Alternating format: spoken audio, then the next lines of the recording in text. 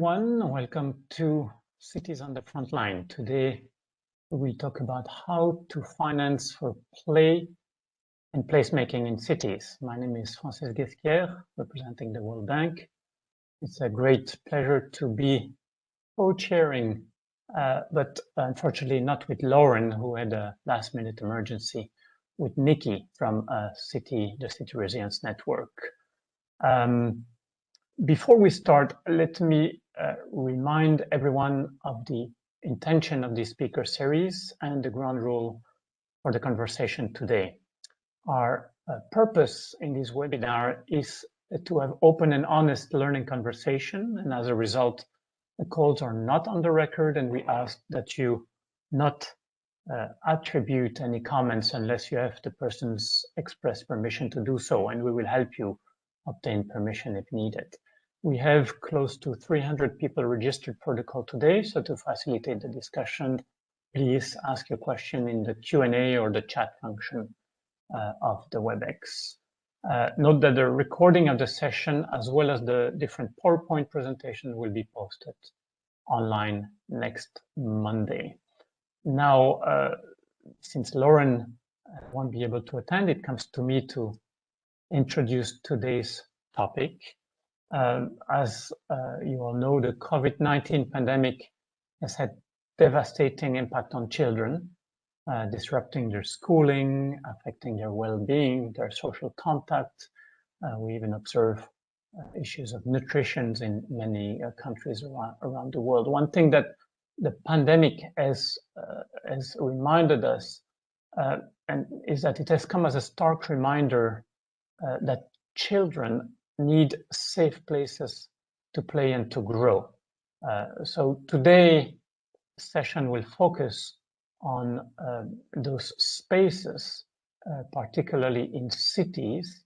We will learn from innovative examples and case studies from two RCN ambassador cities, from Houston and Milan, as well as two initiatives in this area, the Real Play Coalition and Changex. We have 4 speakers, and I will actually, we will introduce them one by one as we go. We'll have, I'm looking at my note, Simon Hensel Thomas, Paul O'Hara, Olivera Jakowska, and Dr. Ilaria Giuliani. And I'll let my friend and colleague, Nikki, introduce the first speaker. Over to you, Nikki.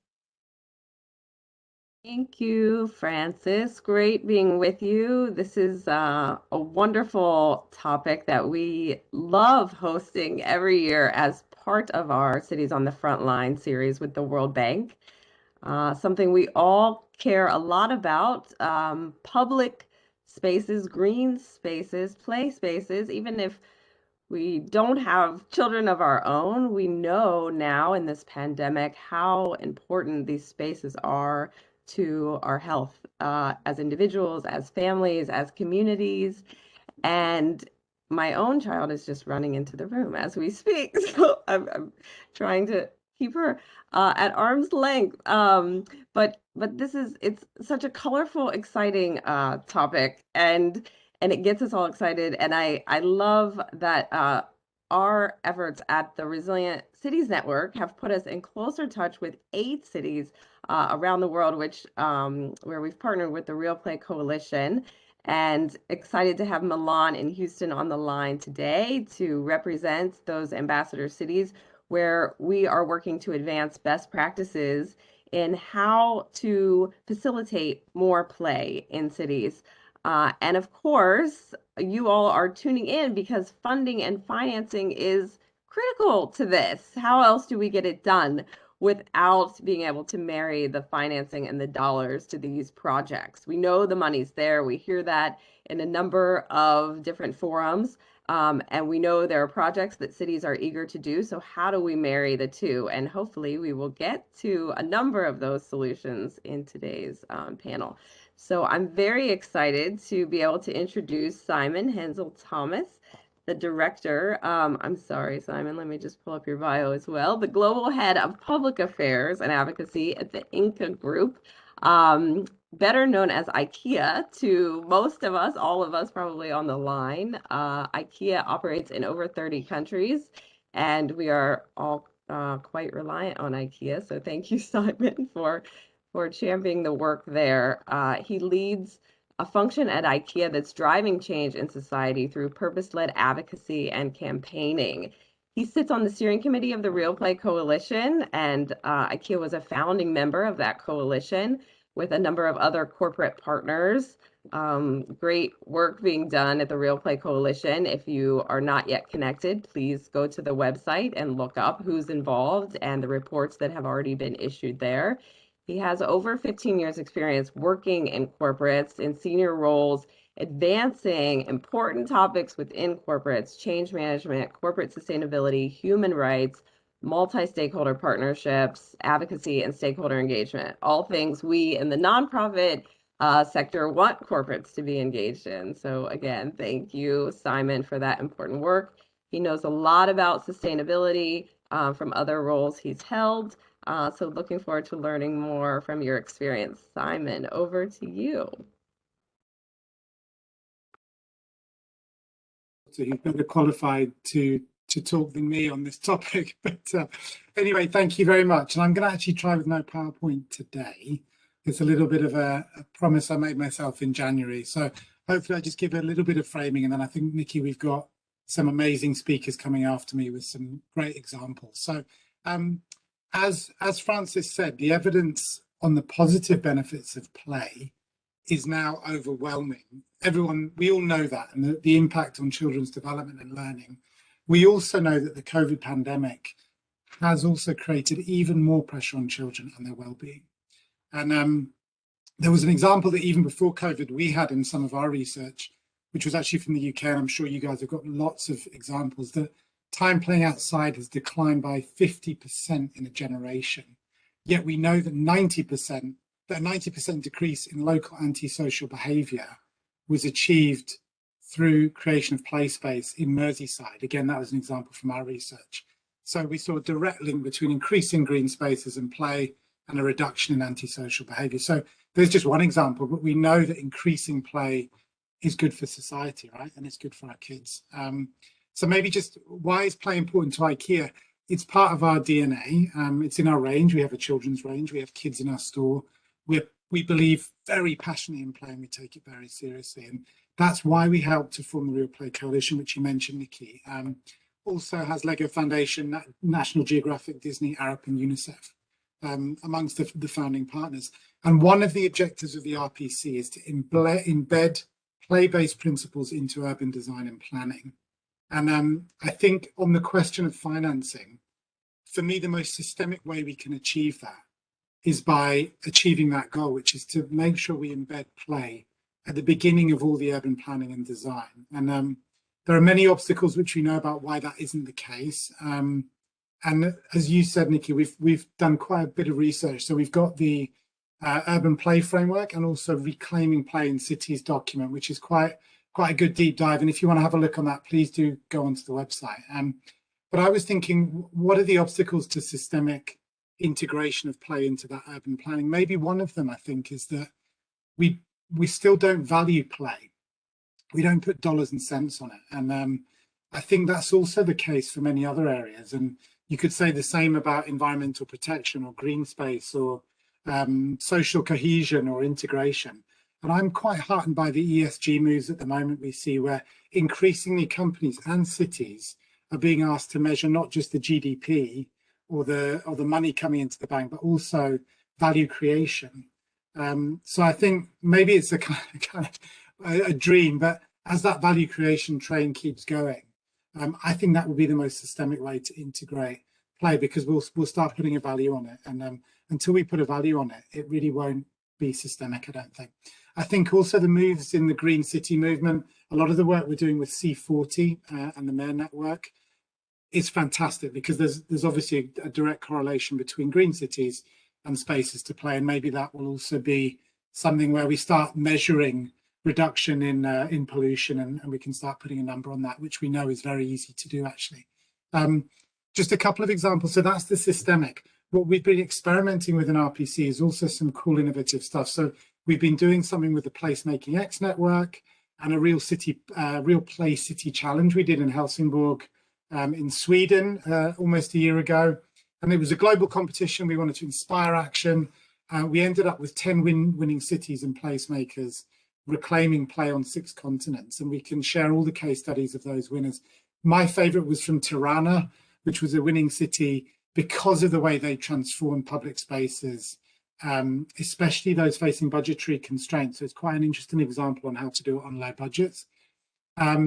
So I think this crowdsourcing of solutions is quite exciting. I have a question mark on how scalable it is. And I think you'll hear from Paul in a minute from Changex on how we could make that scalable. Because at the moment it is, just to be open and transparent, it is quite niche. But we did see some really cool examples coming through from that.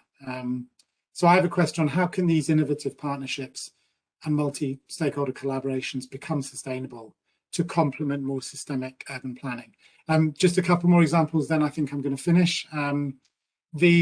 I think the other way companies can act, so maybe stepping outside the Real Play Coalition, as a community partner. So in Ikea, especially during COVID, we put aside, I think it was around 38 million euros for community efforts. And actually, just to be honest, only one of them was specifically around play.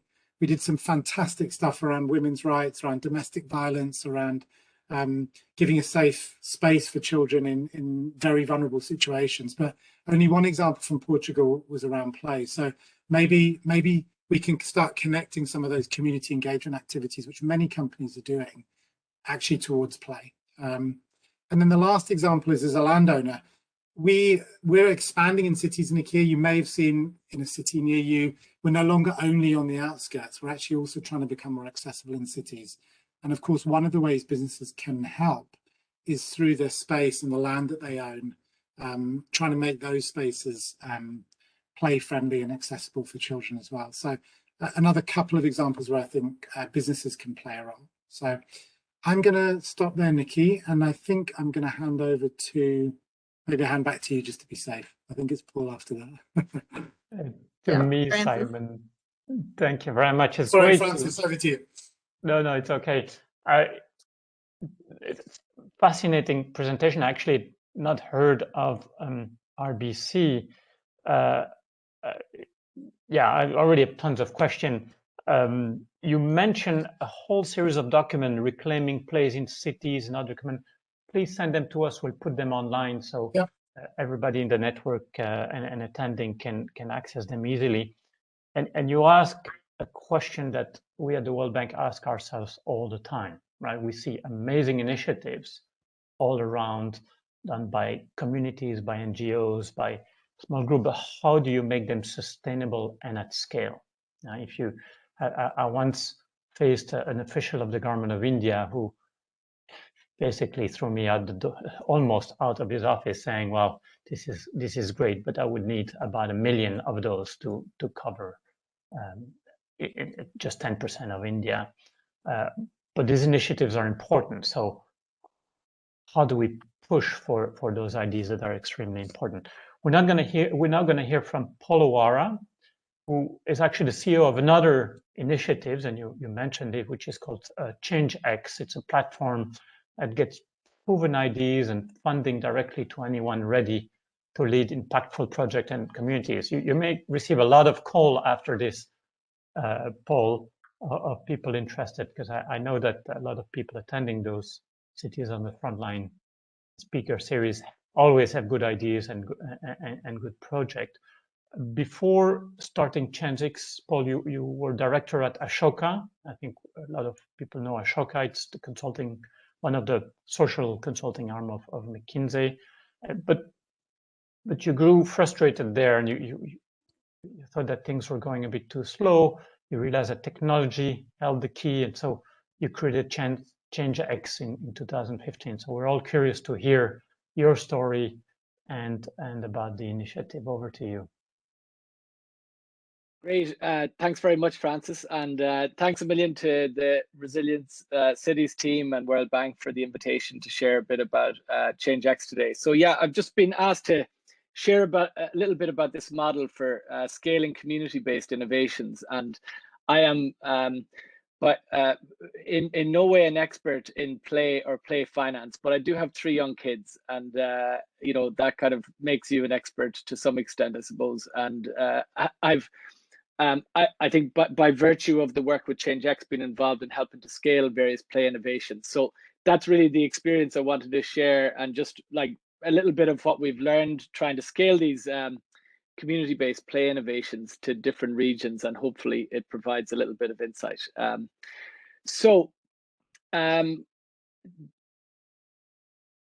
The background to why we started Changex was, to Francis's point, we were investing in great social entrepreneurs. I was personally focused on Europe with Ashoka, and we'd hoped a lot of these ideas would spread internationally. But a lot of these innovations remained in the regions in which they originated. And I always thought it was so wasteful that these like proven solutions, which are relevant to, you know, other parts of the world, were not getting out there. So the idea behind Changex was, could we package all of the world's proven social and environmental innovations and make them easily accessible to communities elsewhere, to adopt and adapt if they thought they were relevant for their own context, city, or whatever it might be. So here are just a few examples of play innovations that have emerged from different parts of the world that are spreading to other parts of the world, and have, you know, there's still very early in their scaling potential. But Playground Ideas, which is a kind of an open source playground innovation coming out of Australia, that's been utilized primarily in lower income countries, where, you know, there isn't necessarily the resources to build purpose-built playgrounds, but you can utilize some local materials to put together a play space for kids. Kaboom, which I'm sure many people here are familiar with from the US. Urban Thinkscape, which is an innovation from the team at Playful Learning Landscapes. They have many innovations. Urban Thinkscape is one that we've been helping to spread a bit. Play Communities, which is an innovation out of Brazil.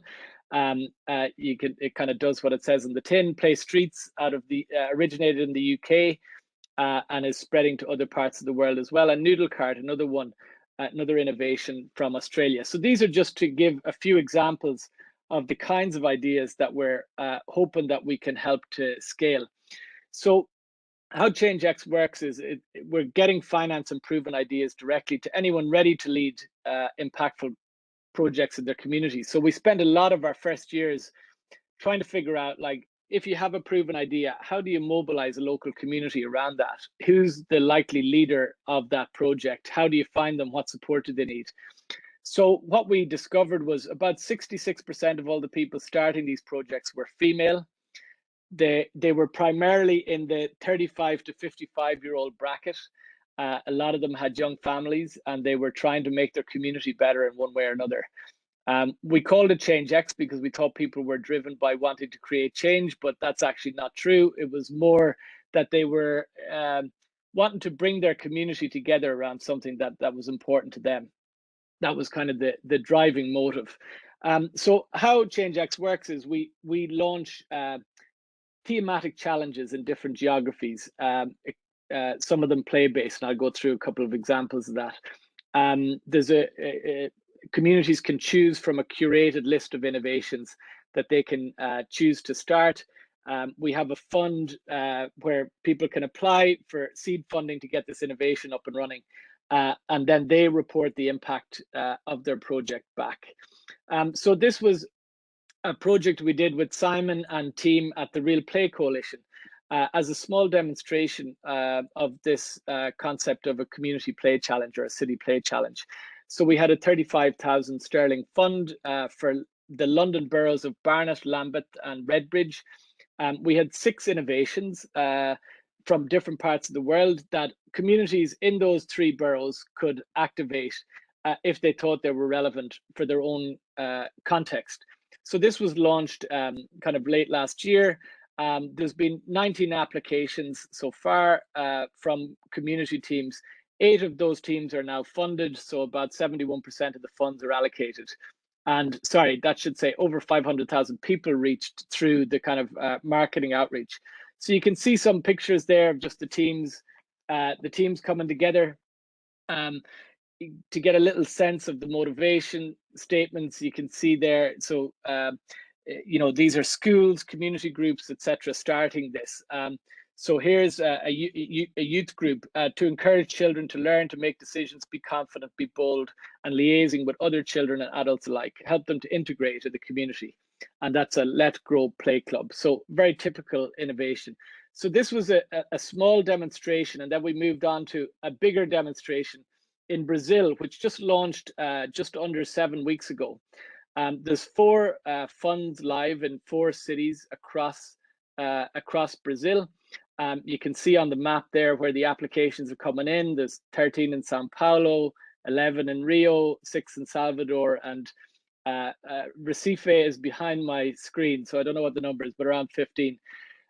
So we've had 76 applications to start one or other of these proven ideas in these cities in the last number of weeks, and 20 teams have completed what we call a 30-day challenge to activate that idea. This is just to give you a little sense of the demand. What ideas are the communities demanding?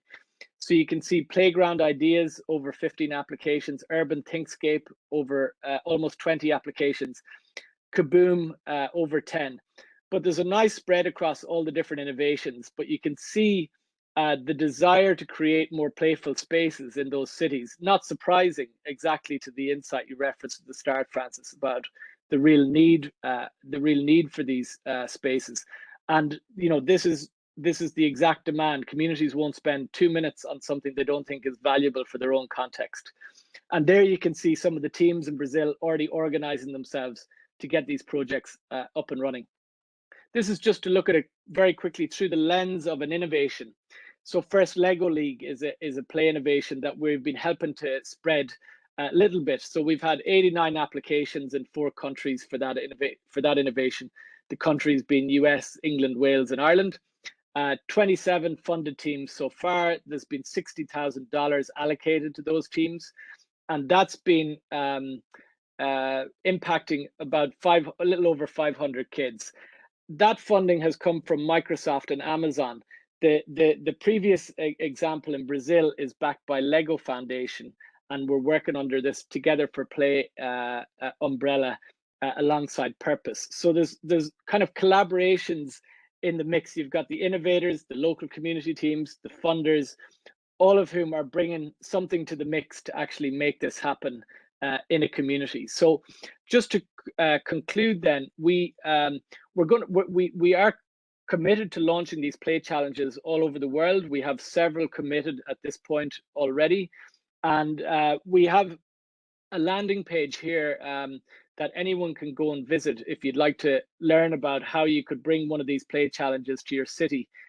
You can host it yourself, you can do it totally self-service, or you can work with Changex. It's entirely up to you. Or you can bring, it works for local government or companies or whoever would like to do this. But we see this as a kind of an efficient way to get financing to communities who want to make change happen, who want to create more playful spaces in their city. And so it's just one small model that I hope we can bring some stuff to scale through. Thanks very much. And I think I'll hand it back to you, Nikki. Thank you, Paul. Yeah, also a ton of questions. This is it's super exciting to see this work being done. I wasn't familiar with the efforts here around these collaborations and innovations and some of the pilot projects. So yeah, interested to learn more there. I now want to turn it over to our ambassador cities to kind of ground this work as well, talk a bit about best practices, examples that you are all pushing forward in your own cities, working with your communities, and what you've learned along the way. I think, do we have Ilaria? Are you still with us? You're not, there you are. Great. Okay, let me give a quick intro here. Dr. Ilaria Giuliani. Ilaria is a good friend of the Resilient Cities Network from the city of Milan. She's the deputy CRO there and a Doctor of Urban Planning and Territorial Policy. So knows cities well and is really skilled in talking about efforts that are happening in cities around the world, but specifically from the Milan context, of course. There in Milan, she's in charge of the development of the resilience strategy, which covers themes including young people and children, getting young people and children access to urban forestry, education, jobs, as well as focuses on circular economy principles. And before joining the city, she was a researcher for a number of universities and cultural foundations on urban planning topics. So thank you, Ilaria, for being with us, and over to you. Thank you very much, Nikki, and thank you all for the invitation. Good afternoon, everybody. I would like to give you, a sort of overview of what we have been doing as the City of Milan concerning the topic of play. As said by my colleagues before me, we developed a sort of pilot project for implementing or developing this concept, this framework related to play within the city. So this is the things I'm going to tell you are related to our first experience concerning this topic. Of course, our main challenge is related to the fact that we would like to develop these pilot projects and make them much more ordinary. So we decided to work on the topic of play, very much related to the topic related to the public space and to the environmental challenges, starting from the fact that Milan is undergoing a very deep process of environmental transition. Of course, this process is related certainly to the big challenges that all the world is facing, but we are trying to deepen this topic through some strategic documents that I would like to tell you, to describe a little bit, because these strategic documents are somehow the pillars that allows us to develop these pilot projects related to the topic of play together with the Urban Year Play Coalition. So we start from the City Master Plan, the PGT, the Piano di Governo del Territorio, taking into consideration two big challenges, two big strategies that are included in this plan. One is related to the environment, and the other one, as said, is related to the public space. We took these two challenges together in order to understand how the topic of the public space could have been related much more oriented towards towards children and towards their needs concerning how they live the urban environment. How they live the urban environment as well in relation to the environmental challenges. So how we can overlap these two strategies, these two layers, and develop some pilot projects that can take into consideration their needs in relation to public space and in relation to adaptive public spaces. So starting from this, as municipality, we worked as well on a strategy, an adaptation strategies that was very specifically addressed towards the fact that we had to face the first lockdown during the emergency. So the municipality decided to write down this document that was back in March 2020. We published this document on our website, and we left the document open for citizens in order to collect their feedbacks and their comments on this. You see here which were the big 5 strategies included in this plan.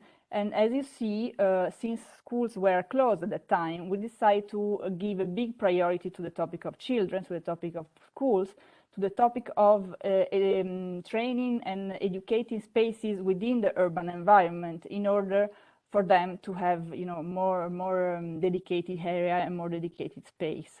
So starting from this, we start working on the topic of the play streets. These were the big challenges we have been looking at within our adaptation strategy, Milan 2020 adaptation strategies. You see that one was specifically related to public space and well-being. One was very specific, addressed to the neighborhood services, and one, as you see, is related to the children's city. So how we can develop and adapt our urban environment, how we can adapt Milan to children's needs. Why I'm telling you this big connection with the strategies of the municipality of Milan? Because this, as I said at the beginning, were the big frameworks that allows us to take in our hand the topic of children and start working on this for the very first time for the city of Milan. Of course, this is related to the topic of funding, because since we are including these strategies within our pillars, within our strategic documents, this is as well a way to let offices and departments work on this and try to start working on the possibility for funding resources, our internal resources, to work on this topic. So just to give you an overview on the real pilot we developed thanks to the agreement with the Real Play Coalition. So as said, we start working precisely after all the things said related to public space and the urban environment. We start working on the strategy of the play street. Milan never developed this kind of tool, so we start studying all the pilot projects that have been developed by other international cities. Play streets are actually temporary streets that are make pedestrians for inhabitants, for citizens, for children. We start to develop the topic of play street not everywhere in the city, but we start working on this specifically for areas in front of school. So that's how we created as well the relation with the educational spaces and environment. So going precisely in the tools and the implementations tools that we have been using in order to realize these pilot projects, we can talk about two different, let's say, pillars. Of course, the first one and the fundamental one has been the collaboration with the Real Play Coalition that has made has allowed us to realize the first pilot projects. Of course, this implies that we have been able to access all the networks, let's say, facilities and partnership with ARUP and with the Lego Foundation especially. And of course, with them, we did the analysis of the neighborhoods where we developed the first pilot project, and we'll see in a minute. They did for us a big analysis of the concept of play within this area in order to understand how children and even how citizens were considering the framework of play, the dimension of play within this part of Milan. On the other side, we developed this pilot project thanks to through our internal resources, our internal budget of the city of Milan. This wasn't so much actually for the reason I explained 2 minutes ago, because this was actually the first time we developed a specific project that was dedicated to the topic of play and to the children as a target. So we use internal resources for basic activities that were related to these 2 days of events that we developed thanks to the play streets. As said at the beginning, our main challenge for the city of Milan is to shift from a scenario where we have been able to develop just 2 pilot projects to a more structured scenario where we can organize play streets as ordinary activities with our own budget. Another tool that was fundamental for implementing the pilot, you will see in a minute, is the collaboration agreement, what we call accordi di collaborazione. These agreements are developed by our participation department. Of course, the main goal for these agreements is to engage citizens and local associations rather than schools or private citizens towards the development of specific projects, and especially towards the caring of specific area. Those can be green areas, those can be backyards of schools, those can be even abandoned areas that can be used by local association in order to organize activities. But all these actors actually sign a sort of agreement, yes, an agreement, together with the municipality of Milan, in order to have some activities that they can be developed for a certain period of time. We did the same things. We used the same tools as well for developing the play streets. So we sign as municipality an agreements with schools and with local associations that help us to organize the 2 days activities for the play streets. Here you see some basic infos about the area we have been analyzing together with ARUP and the Real Play Coalition. So this is the neighborhoods of Milan where we developed the project was Rogoredo in the southern east part of the city. It's a peripheral area, so there are not so many spaces dedicated to cities and dedicated, of course, not to children. So we analyzed the area, then we decided to select a school, that is the Sottocorno Primary School, in order to close the street in front of the school and open it to cities and to children, to their families. Here you have some pictures and you can understand how was the atmosphere during those 2 days. Those were the last 2 days of schools in June. So you see, we close the streets thanks to the help of the local police, and we organize 2 days of events together with, thanks to the agreement pact, the collaboration agreement, together with the schools, with teachers, with local association, but as well with families. Here you see some activities. There were some workshops. We had workshop as well, thanks to the Lego Foundation, in order to let children design and build up how they imagine the cities for their future. Of course, children could take part to all the activities that were scheduled within the two days.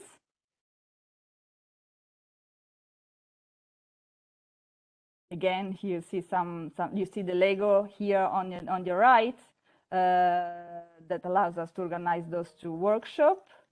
And children have actually had this extra area that they have been able to use for 2 entire days. As I said, this was a pilot project, so the idea and the big challenge we have in front of us is to open up these streets for more longer period of time and trying to understand if we can have similar areas, similar streets in front of school buildings that can be opened up for children and for their family all around the city. Thank you very much.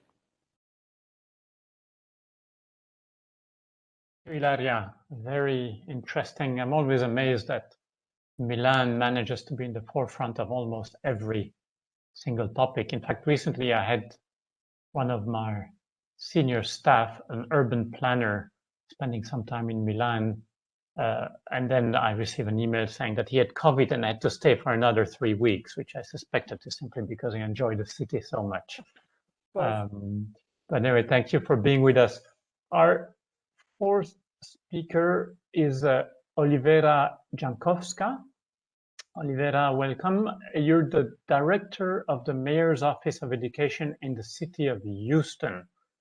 And in this position, you've prioritized collective impact partnership to develop city-wise education strategy. You can tell us about that. And of course, you lead many activities. I read very quickly on your biography that you've been an organizer, you've been a community leader, you've published children's book, you've been a researcher, an economist, you work with faith-based organizations, academic communities, you've even worked with UNICEF, so you probably can teach us a thing or two about children's play in cities. Over to you. Thank you so much, Francis, and good morning, everyone. I am honored to be here today with you and a pleasure to share a little bit from Houston. We are getting a cold front. That's very unusual for Houston, and I have all my plants inside, which is very interesting because that does not happen in Houston. I just wanted to share with you all. So yes, my name is Olivera Jankowska, and I am originally from Macedonia, a former UNICEF. So if any one of you here are my UNICEF colleagues, hi to you, good morning. I'd like to share a little bit about Houston's approach to play and public space. But before I do so, I want to tell you that play is a personal and professional interest of mine. Like Francis said, I do dedicate a lot of my time to the interest of children. I write children's books, and I've always observed how children interact with the environment, with people, and with everything around them. I also have a 4-year-old son who forces me to play on a daily basis. So I'm very familiar with the challenges that children face when it comes to play. A city like Houston, play does not come instantaneous. We usually have to drive places to get to the children's playgrounds. And so that's something different than what I've seen as me growing up. I grew up in Macedonia, and play was a nonstop from after we finished school till dinner time. My mother still jokes with me, and she said, "You guys never had lunch because I couldn't find you in the playground." And we were continuously at play. So just a little bit about the city of Houston. In part of the mayor's office, we dedicate, almost every office has a dedication to children and youth, and I will explain why that is. So this is actually a very popular park that you see here on the screen. It's a very well attended. But the next image is actually a park that I would like to shed a light on how we were able to set up a playground in collaboration with corporate partners and the topic of the discussion today. But before I do so, I want to point out that my office focuses, even though we're called Office of Education, oftentimes people assume that it's usually the elementary schools or high schools. We like to talk about ourselves as a cradle to career, and so the highlighted yellow early childhood education and development is where play and leisure falls in.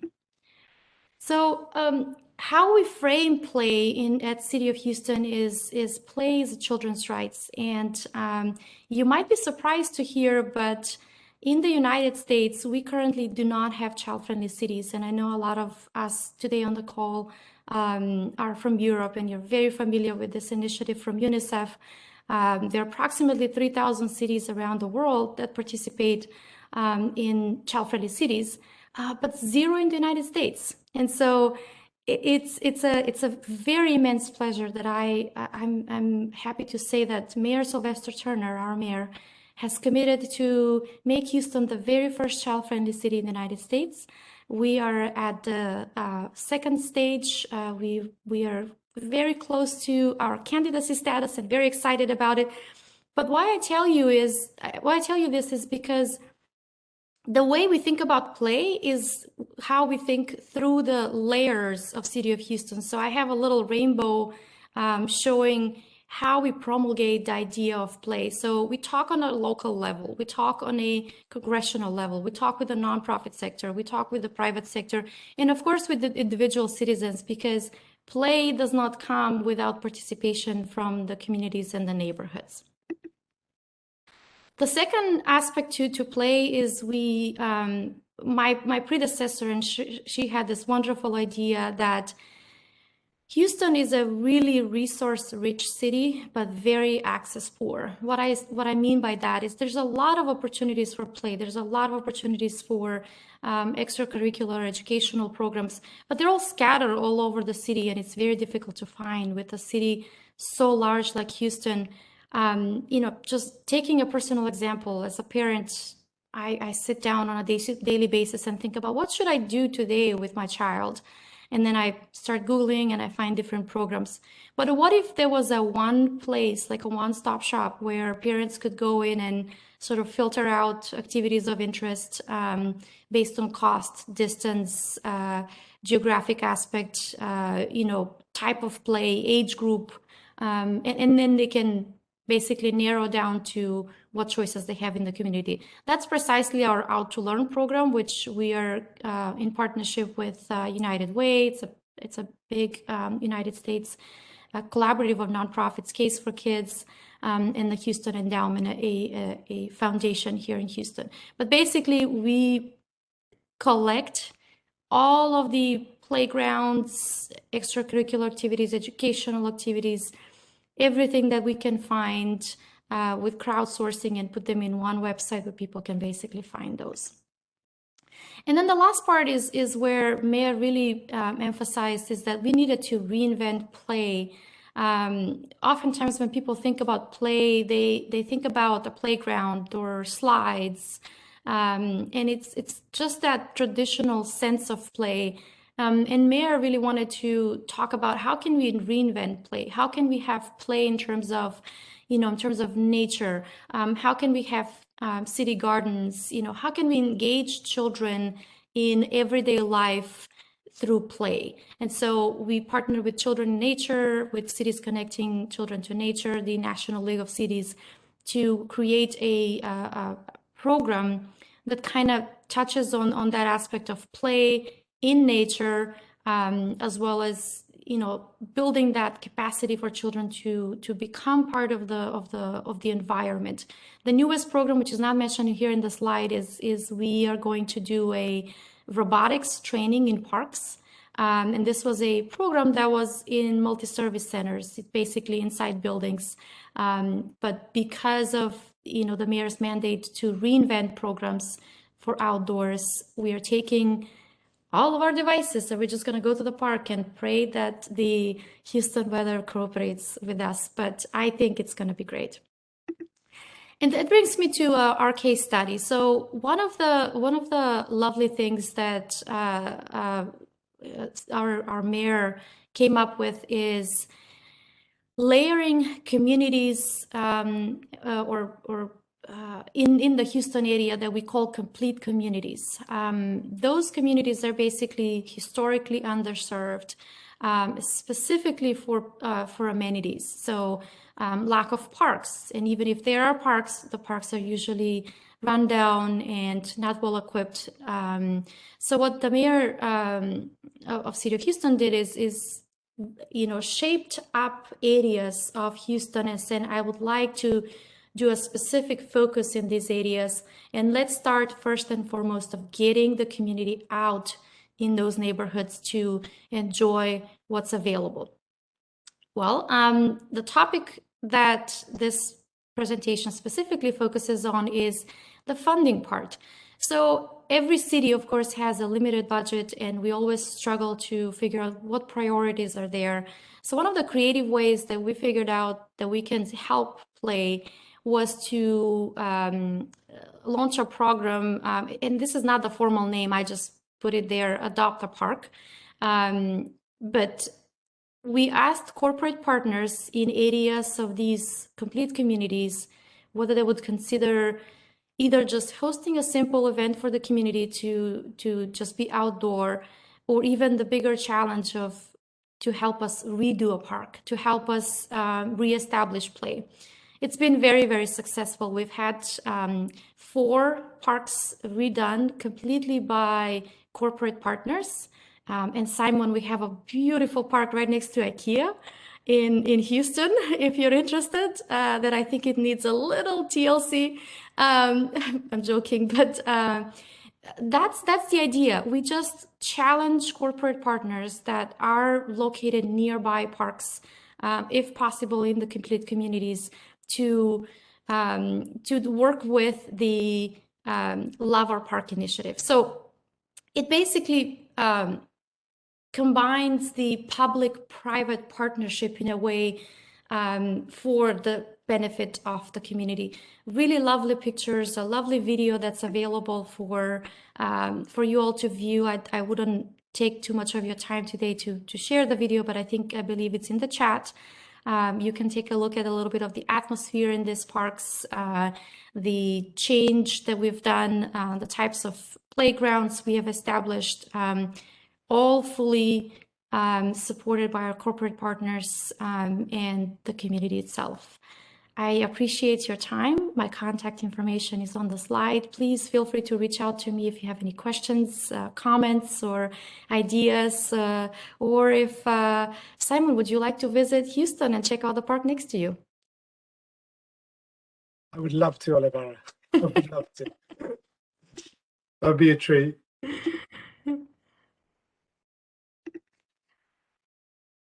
It's yeah, a great way to end it. We should just let that conversation keep going. Public-private sector. Let's see how we can make something happen here. Great, thank you, Olivera. Always fantastic to hear what's going on in the city of Houston. Some very practical examples. I love how it's not all or nothing. You're making opportunities available to partners and open to any kind of level of entry. Redo the entire park, just host an event. Really quite smart in the way you're engaging partners. So thank you very much. Thank you all. We have questions coming in from the audience. I want to encourage audience members to now, we have about 10 minutes for questions. So please post questions in the chat. And we will ask those, Francis and I, to our panelists here. We have one directed at Paul from Changex. But I think all panelists could answer this, and I would be very interested to hear from others, especially the cities, on this. And it's about intergenerational play ideas. And knowing now that we have a number of grandparents around the world helping care for grandchildren, how are intergenerational play ideas becoming advanced around the world, Paul? Yeah, this was a big one at the early stages of the COVID lockdown. If you all remember that, almost 2 years ago, when we all went into our homes and didn't know what to do. And we actually repurposed a number of ideas. So ideas like the Daily Mile that used to be in schools that then the family unit did at home instead. And that was often intergenerational, you know, where the grandmother was going out with the grandkids, as they were often responsible for the childcare when there was no school, or you know, growing food at home, which was another activity that used to happen in the school through this Grow at School program that transitioned home. A lot of intergenerational stuff there. So I think like there's a load of ideas on Changex that can be adapted to intergenerational. There are some ideas on there where they're actually designed for older people and run by younger people, like Cycling Without Age from Denmark, where older people go out on a trishaw for a cycle, typically with younger volunteers. And any of the ideas, you know, like we are looking for people of all generations to start ideas in their community. So, you know, if there's a lack of, you know, play space in your community, why not buddy up with a few other grandparents and create one?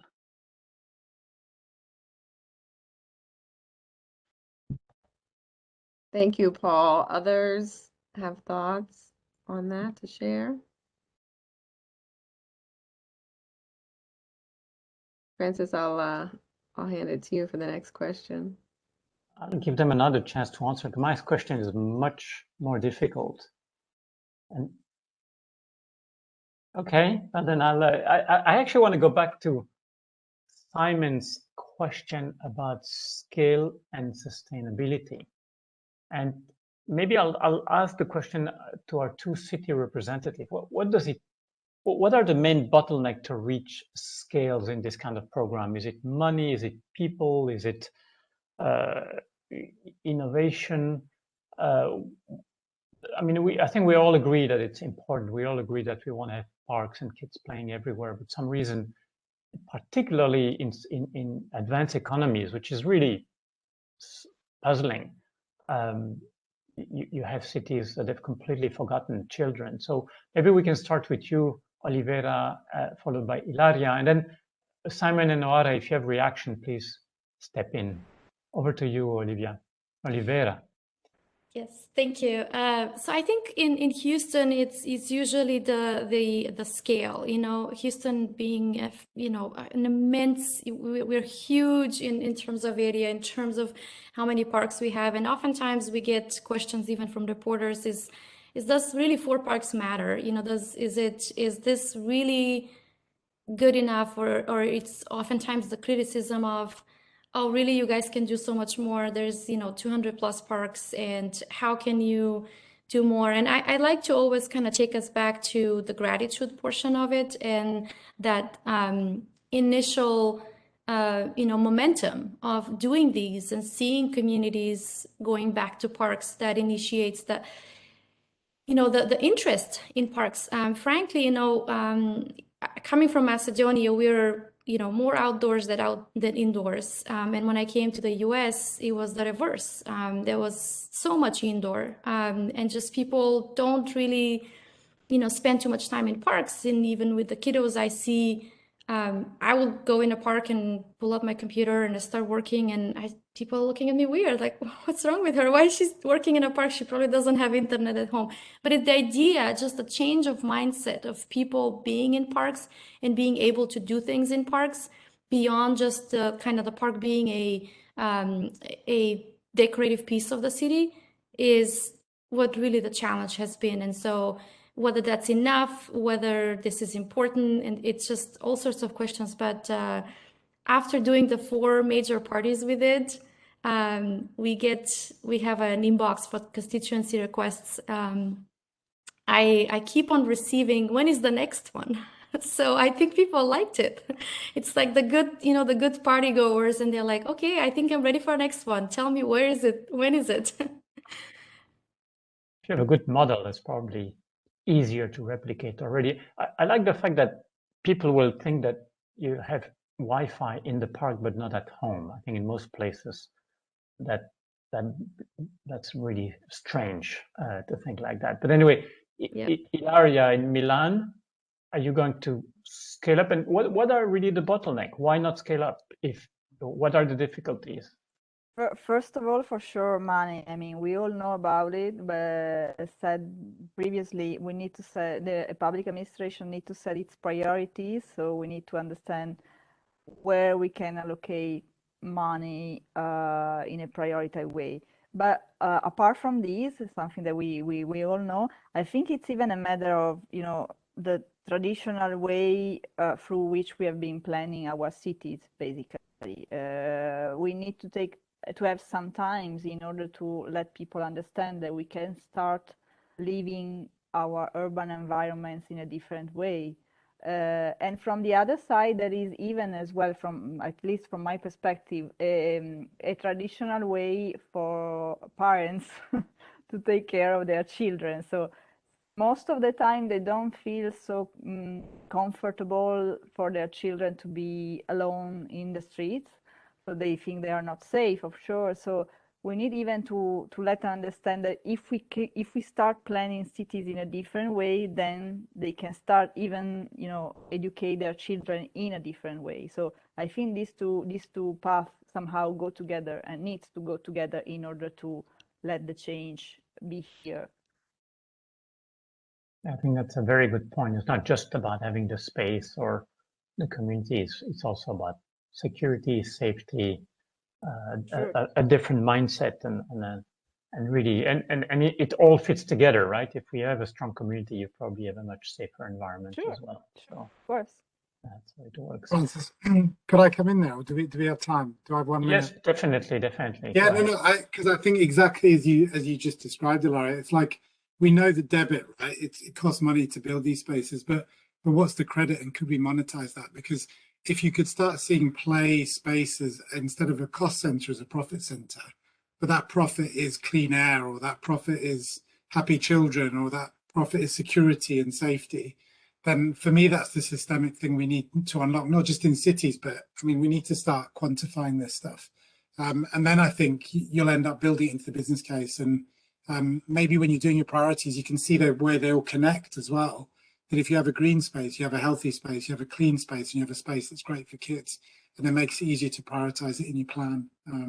So yeah, I'm not an expert in cities, but from a business sense, I think it makes a lot of sense that way.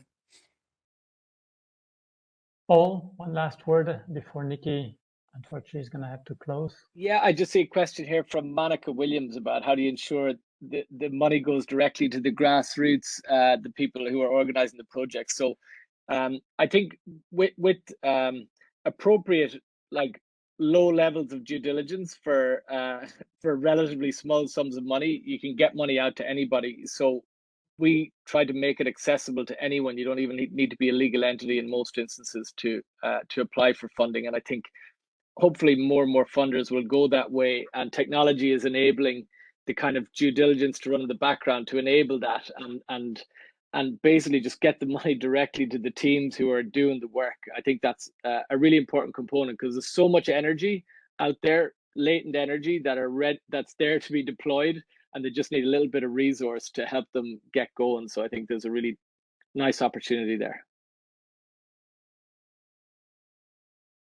Great. Thank you all so much. Please know that the Resilient Cities Network, as well as the World Bank, I believe, and the Real Play Coalition continue to engage in this space, advance research, events, conversations. So reach out to us with your additional questions, resources, and we will make those available across at least our city network.